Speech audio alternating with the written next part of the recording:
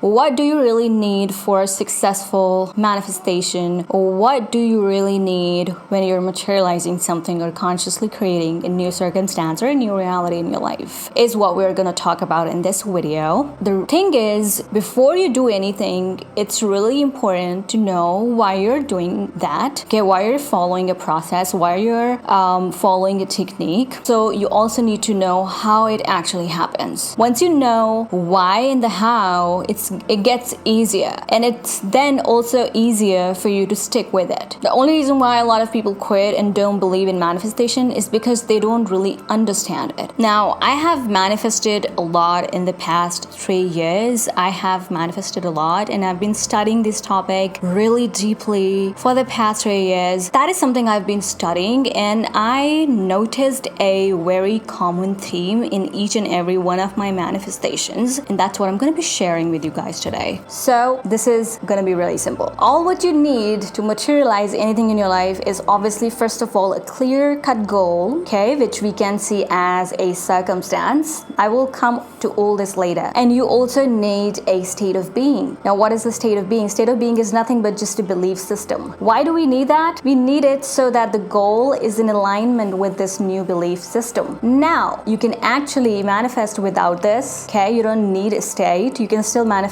your goal, but the problem is you won't be able to actually sustain this goal without having the beliefs in place. Meaning, have you ever noticed a lot of lottery winners just losing all the money they won right after they won it, right? We have seen so many examples of that. Why that happens? Because the state of being is not in place. They just focused on the goal, which is like winning the lottery, but they did not really focus on building up a new belief system which can actually sustain that amount of money. Let's just say you're in your current state of being, which is again your current belief system. Let's just say, for instance, it's filled with lack, it's filled with low self-esteemish beliefs and stuff like that, right? And now you're striving for something much more greater. You are already gonna put it on a pedestal because your mind, the belief system you have right now, is unable to perceive this goal as something which is normal in your life. So your current state of being is automatically going to put it on a pedestal. And as soon as we put it on a pedestal, it just becomes that much more difficult to actually materialize it in our life. Because when do we put anything on a pedestal? When we believe that we don't deserve it. And that's the one thing we are trying not to do here. Meaning, this new state of being has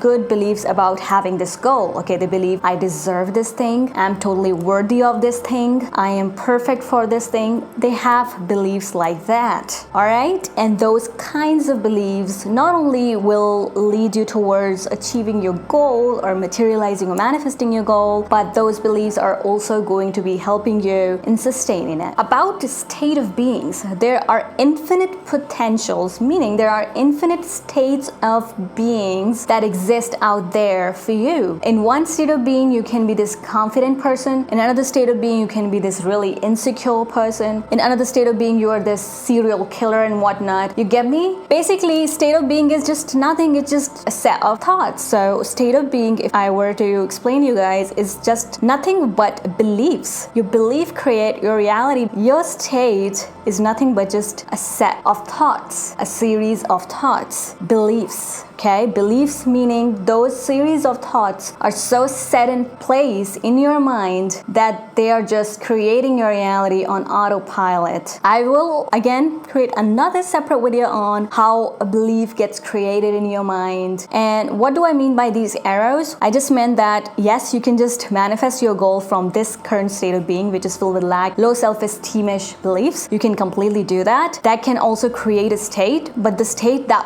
it will create is going to be really temporary. Again, this is the lottery winning example. It's going to be really temporary. It's just going to go away. So it's better to first, kind of focus on, not first, like you can still keep on focusing on your goal, but simultaneously focusing on creating a state of being. So what we're really doing with the techniques, especially with the affirmations, is we are trying to create a new belief system. Okay? The more you repeat an affirmation, the strong of a belief is going to become. Again, topic for another video as to how we create beliefs. Basically, your reality is nothing but just a projection. You are projecting your light and You are seeing your light being projected on this physical reality. What is your light? Your electromagnetic field. Everybody has it. That electromagnetic field carries information. So whatever you say to yourself, whatever thoughts you hold about yourself, whatever beliefs you're holding about yourself, whatever emotions you're still holding on to, that is actually like this information in your electromagnetic field. And that's how you actually project that onto this reality, and that's how you create, right? So new state of being is new electromagnetic field, meaning new information in the electromagnetic field, new projection, meaning new reality. That's all you need. It's not about the technique. The techniques are there just to create a state of being, just to keep